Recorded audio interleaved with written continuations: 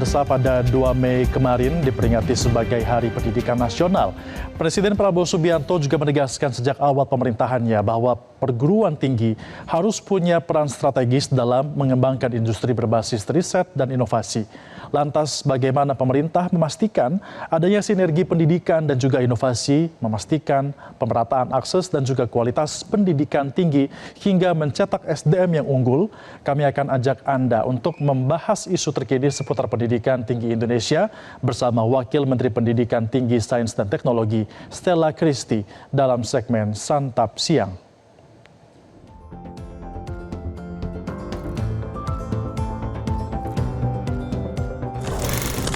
Hai pemirsa, selamat siang, apa kabar? Sudah terlihat jelas ya di belakang saya ini ada tulisan Tuturi Handayani. Saya sekarang lagi main ke sebuah kantor kementerian di kawasan Jakarta Selatan dan saya akan mengajak Anda untuk membahas berbagai isu-isu terkini di dunia pendidikan tinggi Indonesia bersama dengan seorang sosok yang sebetulnya sudah banyak mencuri perhatian bahkan sejak pertama kali dikenalkan ke publik.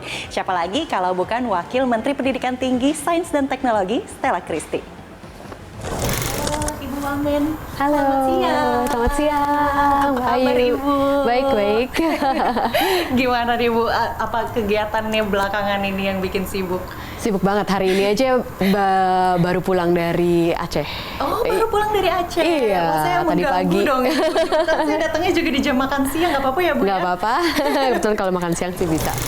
Wah, ini menunya ada sate, lalu juga ada sup daging, ada jasuke. Wah, ini nih Bu, ini kesukaan saya nih. Ini mengingatkan emang zaman sekolah ya Bu ya? Iya. Telur gulung. Ini memang menunya hari ini. Favorit atau gimana Bu? Ini menu jajanan kantin sekolah sama kuliah gitu. Karena kita kan di Kementerian Pendidikan Tinggi, Sains dan Teknologi. Jadi jajanan kuliah lah, jajanan kuliah sama jajanan sekolah. Oke, pas gitu ya Bu ya? Pas. Saya sambil ngobrol, tanya-tanya nggak apa-apa ya? Iya. Apa sih Bu yang kemudian bisa jadi andalan utama dari kementerian ini? Salah satunya yang kemarin baru launching itu adalah terkait Kemendikti berdampak. Iya, Nah, programnya itu sejelas namanya. Wah, jadi segala sesuatu yang di bawah Kementerian Pendidikan Tinggi, Sains dan Teknologi kita harapkan itu akan mempunyai dampak. Tapi yang mau kita sungguh-sungguh galakan itu adalah kita sungguh memperhatikan dampaknya dan bagaimana kita juga bisa memperbaiki segala sesuatu yang dari kementerian kita agar yang dilakukan oleh para dosen-dosen kita, mahasiswa kita, para guru besar kita itu sungguh-sungguh ada dampaknya langsung terhadap masyarakat. Paling penting sekali adalah perguruan tinggi adalah sumber inovasi, di mana riset-riset itu dilakukan. Nah, riset-riset ini sangat penting sekali dampaknya terhadap ekonomi Indonesia. Kalau saya boleh, ini kadang-kadang kita ada sedikit kalau boleh salah kaprah di masyarakat bahwa riset itu nggak ada dampaknya karena jadinya paper. Ini sama sekali tidak betul.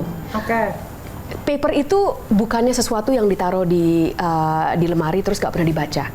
Kalau papernya itu berkualitas, dipublikasi dan dibaca oleh orang-orang lain, itulah adalah suatu cara berkomunikasi bagaimana atau apa inovasi-inovasi baru yang ditemukan oleh peneliti tersebut. Dan kalau adanya komunikasi tersebut, barulah orang-orang lain itu bisa menggunakan inovasi-inovasi itu. Nah, jadi penting sekali waktu menulis paper itu harus kenapa penelitian ini dilakukan dan dampaknya itu apa? Itu harus jelas dulu ya? Harus jelas. Tapi ada juga yang kedua itu adalah dampak dari jangka pendek yang bisa langsung dirasakan. Nah, inilah biasanya yang kita sebut sebagai riset-riset terapan. Satu paradigma yang berubah adalah kita belanja masalah dulu. Kita belanja masalah, kita petakan masalahnya, lalu masalahnya ini kita kumpulkan dan kita tanyakan ke peneliti. Peneliti, kita ingin mendapatkan proposal mengenai pikohydro. Nah, itu jadi yang kita buat. Ini yang sungguh-sungguh kita ingin yang sungguh-sungguh kita jalankan supaya dampaknya ini terukur secara nyata. Hasil dari perguruan tinggi itu lebih banyak mencetak pekerja daripada ilmuwan dan mungkin entrepreneur. Bagaimana dari kementerian sendiri ini dengan tadi yang disiapkan oleh Kemendikti belakangan ini bisa mengubah arah itu sehingga nanti ke depannya kan lebih banyak lagi orang yang nggak ragu untuk jadi ilmuwan setelah nanti di perguruan tinggi. Baik. Dua-duanya perlu. Dan kalau kita bicara tentang angka, tentu saja pasti jauh lebih banyak yang bekerja daripada yang menjadi ilmuwan. Itu norma yang lazim di seluruh dunia ya. Tetapi yang ingin kita bicarakan atau yang ingin kami tekankan dari Kemendikbudristek itu bagaimana bisa menciptakan pekerja-pekerja yang berkualitas dan juga ilmuwan-ilmuwan yang berkualitas, termasuk juga para entrepreneur yang menciptakan inovasi baru. Ini kebanyakan semuanya harus datang dari waktu mereka di perguruan tinggi itu bagaimana. Nah, ini sebenarnya ada jawabannya.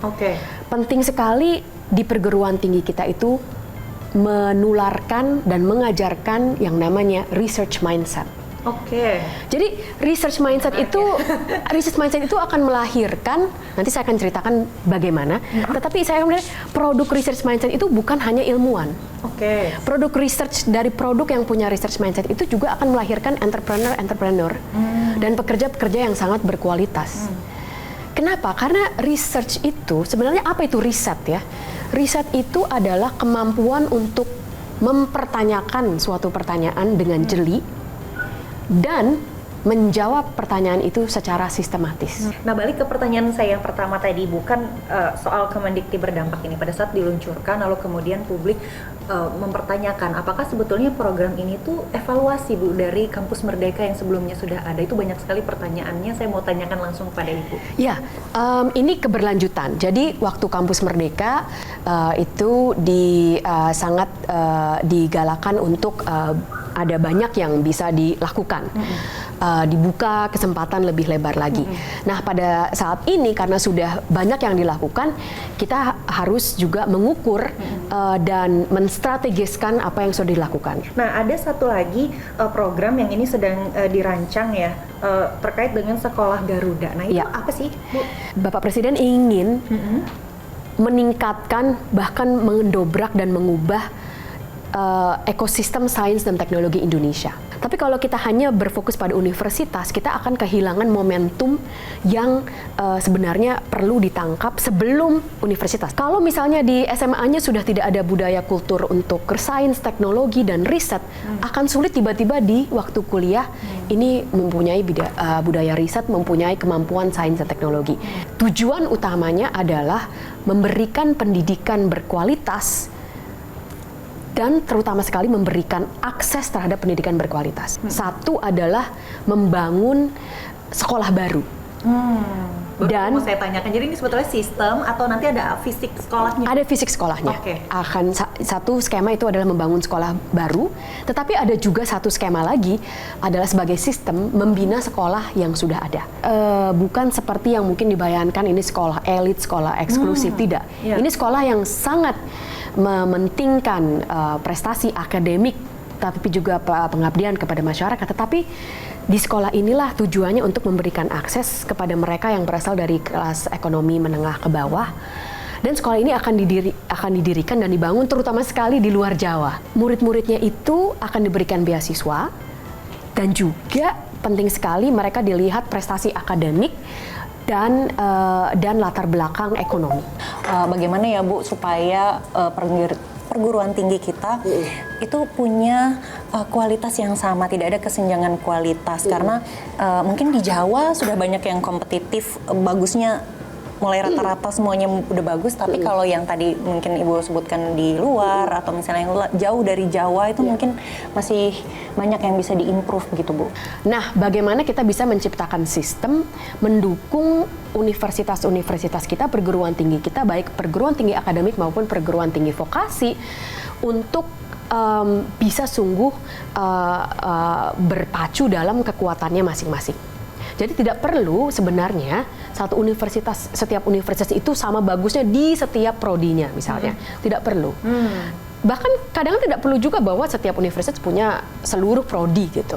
Itu juga tidak perlu karena secara yang kita inginkan adalah secara keseluruhan kita mempunyai kekuatan riset dan kekuatan berhasilnya tenaga kerja kita untuk seluruh Indonesia, dan itu bisa dilengkapi. Kita menyebutnya riset lokal, ekonomi lokal. Kemarin Bu di Jakarta ini ada pembukaan PPSU. Ini pasukan berwarna di Jakarta, ada yang pasukan biru, pasukan oranye. Banyak yang kami temukan Bu di lapangan pada saat kami wawancara, mereka itu sarjana Bu.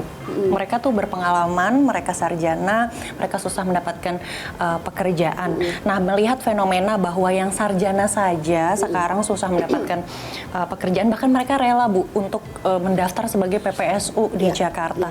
Nah, Ibu melihat ini ada fenomena apa sih Bu sebetulnya? Sebenarnya itu sama seperti yang tadi kita bicarakan ya. Sangat adanya kebutuhan untuk menciptakan lapangan kerja. Dan memang kita tidak bisa memungkiri kita ada perubahan yang luar biasa ya. Kita mendengarkan artificial intelligence yang sangat akan menggantikan beberapa pekerjaan. Itu betul. Walaupun di selain pihak artificial intelligence juga akan menciptakan lapangan kerja baru. Nah, tapi memang perlu sekali jenjang pendidikan, baik menengah ataupun atas seperti yang dilakukan di kami itu harus sungguh-sungguh berpikir bagaimana kita bisa membekali para sarjana kita, para lulusan kita agar bisa bukan saja bekerja di tempat-tempat yang akan sangat cocok dengan kemampuannya, tapi juga bisa menciptakan lapangan kerja baru. Bagaimana menyiapkan anak-anak muda kita ini supaya nggak kalah Bu sama AI nanti ke depannya? Betul. Pertama adalah yang saya bilang human focus analysis, human focus skill. Bisa mengerti dan mengetahui manusia lain keinginannya seperti apa, kebutuhannya seperti apa. Dan yang kedua adalah kemampuan membuat keputusan.